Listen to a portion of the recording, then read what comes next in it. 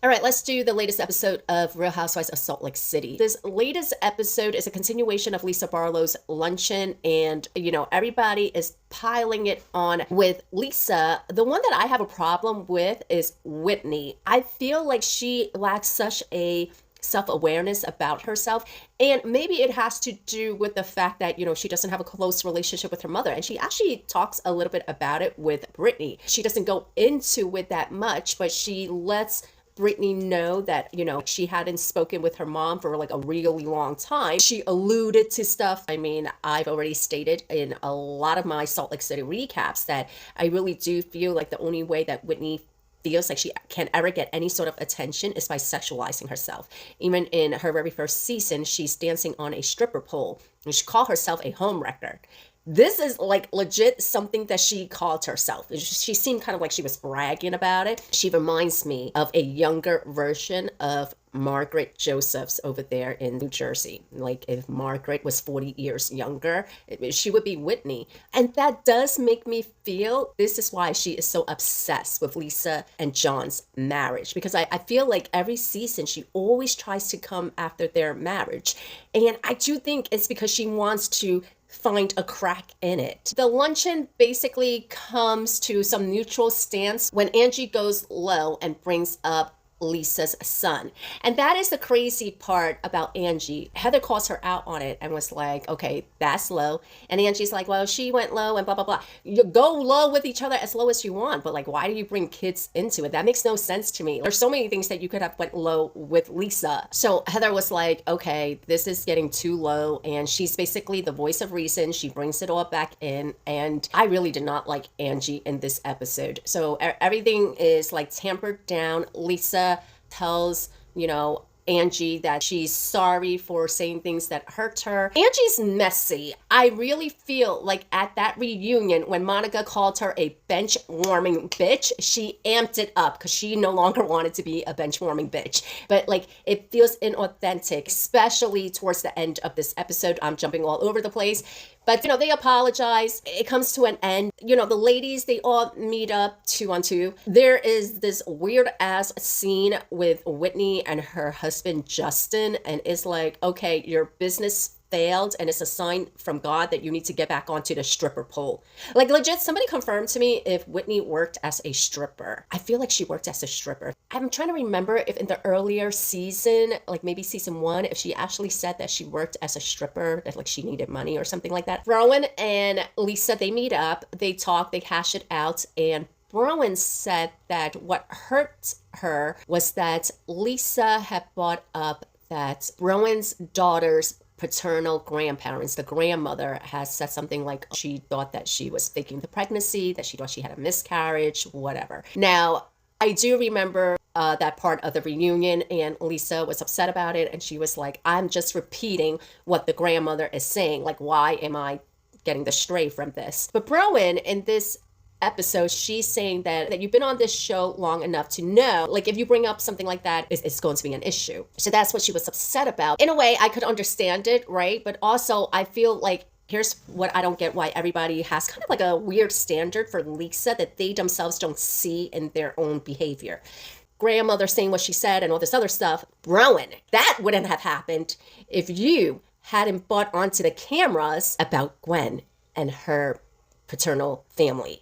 So that episode, and I rewatched that episode because I wanted to make sure that I had that episode fresh in my mind. So last season, Lisa and Bronwyn, they meet up for like a spa day after they come back from Palm Springs for like, which was really weird because it was the anniversary of her and Todd. It was their 10-year anniversary, but like instead she paid for everybody else to be a part of their anniversary. So they are back in Salt Lake City and they go to a spa day, and Bronwyn brings it up onto camera. And what she said is that, she shows Lisa a picture of Gwen's father because she said that Lisa stated that like she thinks that Gwen looks like Rowan.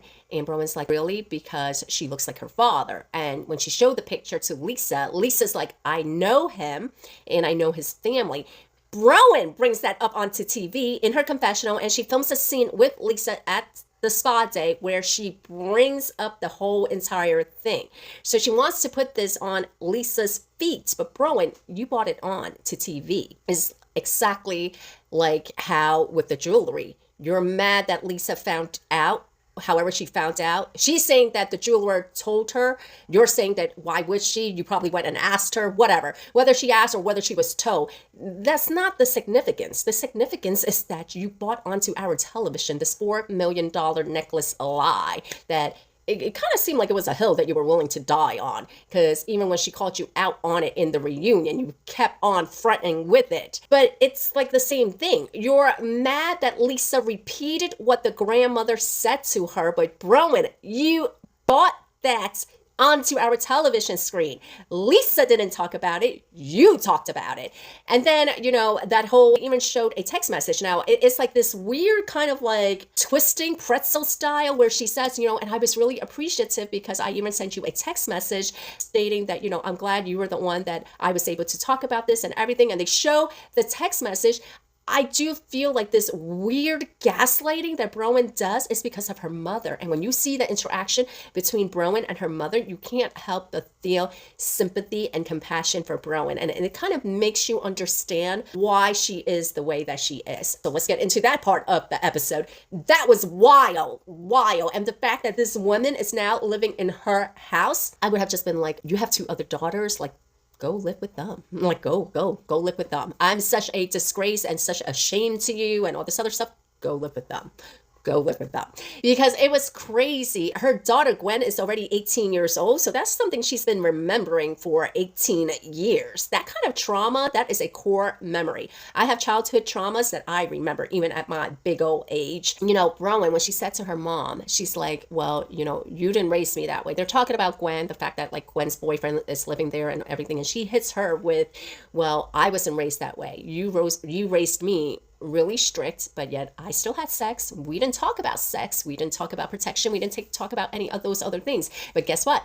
I still had sex. I still ended up pregnant and all this other stuff. You see, this is why I was really rooting for Bronwyn last season. She was actually, the favorite cast member for me last season, all the way up until the end. Towards the end, then I was like, okay, well, I'm feeling a certain way about you. I even said, like, Lisa's coming off snobby and whatever. What made me change my view of her was the fact that, like, she wanted so badly to fit in, and that ridiculous lie, that $4 million lie, made no sense, because I felt like, okay, maybe she just needed something to film. Which, whatever, newbie, first season, I get it. What I didn't get was that why wouldn't she just say, like, if you didn't want to cop to it, why wouldn't you just say, like, I didn't like it, it wasn't my taste? Like, but why continue with it? That's what really turned me off about her. But also in the reunion, what really turned me off about her was I felt like she was doing that same spin with the whole grandmother thing. Because I'm thinking, wait a minute. You brought that onto our TV, Bronwyn.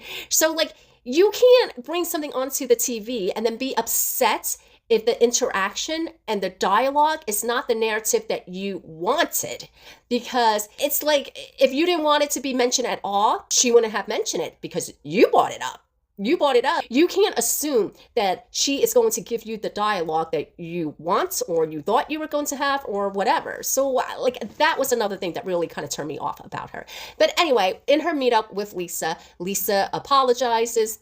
Bronwyn kind of apologizes. They hug it out. Angie and Heather, they have a scene together. Angie's cosmetology license lapsed, or her hairstyle license lapsed or something. So she needs to retake her test. She's been practicing on mannequins. So she has Heather come in to practice on like a real person while Heather is getting her hair curled or whatever, which I didn't think that Angie did a good job. She had her hair in rollers. Angie tells Heather about Lisa's assistant coming to get like the stuff from Angie's salon, sun stuff, and then she Venmoed her $600, and there's little pettiness going on, but Heather calls her out on it. Heather's like, you see, Angie, this is why it's hard to be on your side, because then you do like, these little low insults like that. Angie insults Lisa's son's product, and Heather calls her out on it. She's like, I didn't insult her son. And she's like, you did. You are dissing her son. I felt like I saw her true character when she met up with Meredith, and it was like you could tell she was really wanting to cause a problem between Meredith and Lisa. She's sitting there telling Meredith that, Lisa was telling me, to go Google people in your family, to look up this person, look up that person. I felt like Meredith was smart enough because Meredith is probably sitting there thinking, well, what is her agenda and her motive for bringing this to me? She's not reactive, which I appreciate. And she says to Angie, she says, well, I'm going to bring this up with Lisa. And Angie's like, yeah, okay. I think Angie was feeling like she was going to go run to Meredith, say all of this, and she was expecting Meredith to be reactive. And she wasn't. Meredith says in her confessional, well, Angie has been lying about me for 2 seasons, so I'm going to take what she says with a grain of salt. Whitney and Britani. They go to some greenhouse. I will say that this is the one time where I did not find Whitney annoying. And I probably didn't find her annoying because she wasn't exploiting her vagina. But in this scene that she has with Brittany's talking about Jared and her daughter, Olivia. And Whitney tells her that, well, maybe you should put your daughter first. Now I can understand why Mary says she doesn't like Brittany and that something about Brittany just triggers Mary. So if you watch last season in her confessionals, Mary is like, I don't like Brittany. There's just something about Brittany that reminds me of my own mother. This scene, I definitely saw it and I definitely understand why. So the episode ends basically with Angie trying to stir up shit between Meredith and Lisa.